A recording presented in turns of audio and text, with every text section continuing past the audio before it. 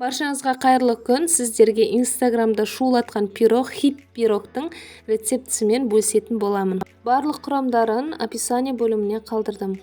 Енді ыдысымызға бөлме температурасындағы сары майымызды және де қантымызды салып араластырамыз.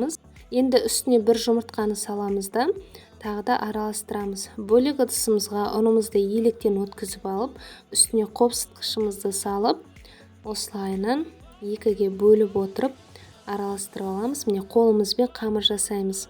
Артық ешқандай ұн немесе су қосудың қажеті жоқ. Дәл осы рецептпен жасасаңыздар, осында күшті тесто пайда болады.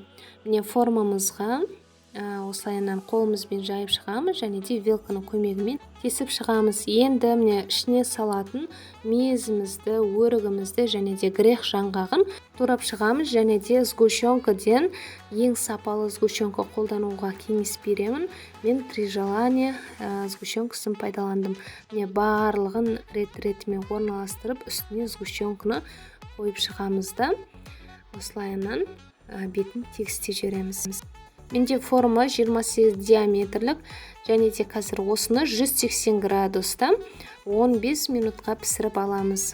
Менікі дайын. Міндетті түрде сіздер де жасап көріңіздер. Дәмі деген өте күшті болып шығады және де тез дайын болады.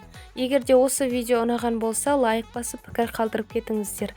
Алда берсе тағы да жақсы рецепттер шығаруға тырысамын. Каналға тіркеліңіздер.